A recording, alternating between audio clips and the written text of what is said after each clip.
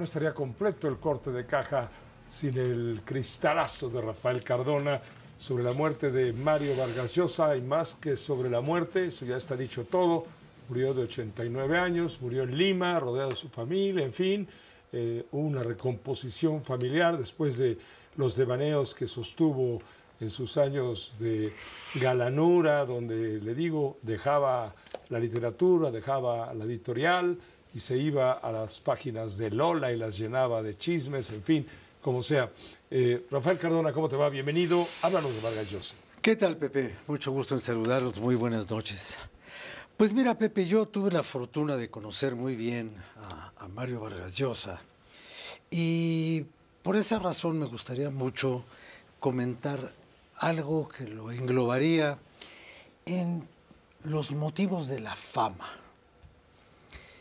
Hoy estamos hablando de un escritor como si se tratara de Elvis Presley o de Frank Sinatra o de alguien con un conocimiento del público mucho más grande que el conocimiento de su obra.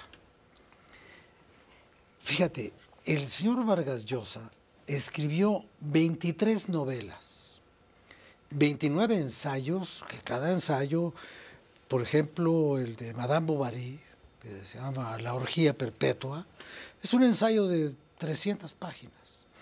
Lo que ya había comentado Jorge Fernández de la historia del deicidio, que es su tesis de doctorado, es un volumen de 600 páginas.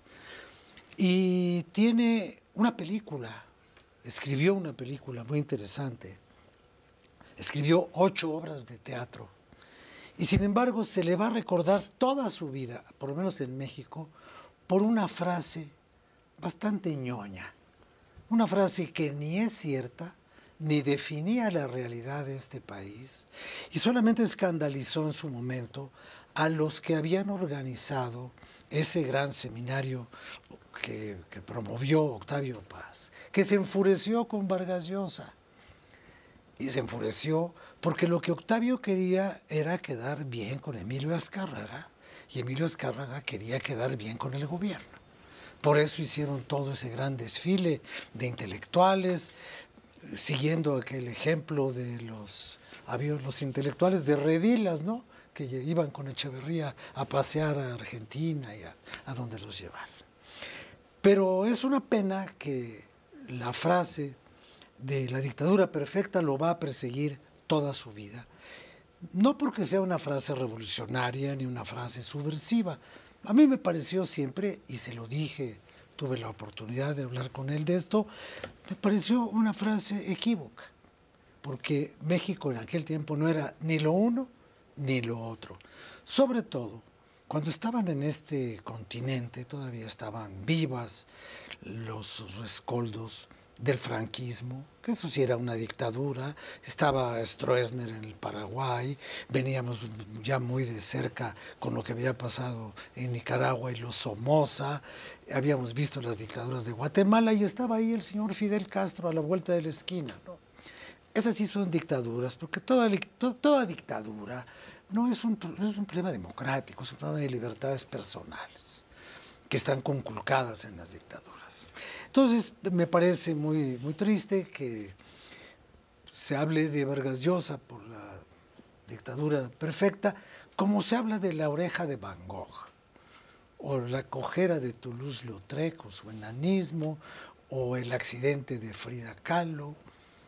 Entonces, es un poco ignorar que lo único importante que este señor hizo en su vida fue su obra.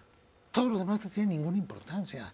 Si le pegó a Gabriel, yo estaba a 1 metro de distancia cuando le pegó, pues tampoco tiene importancia. Tenía importancia para ellos dos, por razones que ellos dos sabían, y algunos también supimos. Pero nada más eso, ¿no? Lo importante de un hombre que construyó ese enorme edificio, esa enorme arquitectura de ideas, de imágenes, de palabras, de personajes, de reflexiones, eso es lo único importante. Y eso es lo que hoy, pues, porque vivimos en lo que él mismo llamó la sociedad del espectáculo, es lo que no vemos, porque es más fácil ver la superficie, que el fondo, ¿no? Ir al fondo del mar mental y del mar intelectual en el que Mario vivió, haciéndolo todo, todo, absolutamente todo. Aún sus malas novelas, que las tiene, son muy buenas en comparación con las buenas novelas de otros escritores menores, ¿no? Yo creo que frente a Vargas Llosa, Iberoamérica, no tiene otro intelectual de ese tamaño. No lo tiene. Ni Borges, ni García Márquez. Creo que Vargas Llosa es el coloso de las letras, ¿no? Mucho más grande en cuanto a su diversidad y su capacidad de producción. Pues un hombre del tamaño de Reyes, ¿no? Una cosa verdaderamente monumental. Y dudo mucho que haya alguien que haya leído toda la obra completa de Mario. Lo dudo. Y si lo ha leído, pues será porque no tiene chamba, ¿no? No tiene otra cosa que hacer. Gracias, Rafael. Pero bueno, su obra supera con todo esa otra mentira genial llamada el boom, ¿no? Recomiéndanos el que más te haya gustado cuando lo leíste desde que eras joven. A mí lo que más me gustó de Mario fue... ¿Pantaleón? No, ese fue el que más me divirtió. Era muy chistosa, es una cosa divertidísima. Pero a mí lo que me pareció intelectualmente más atrevido fue La Guerra del Fin del Mundo. Y una novela para reflejarte en ella tú mismo, como habitante de Iberoamérica.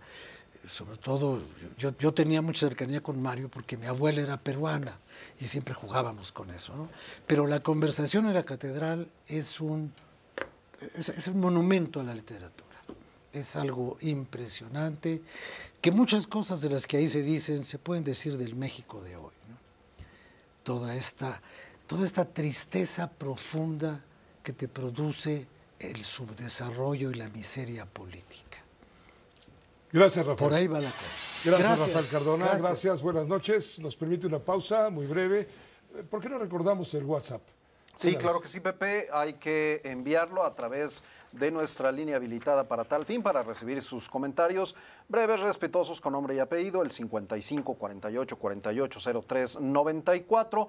Y recuerde que pasa en la parte inferior de nuestra pantalla, todo el mundo lo lee y se entera de su opinión. Lo repetimos, 55 48 48 03 94.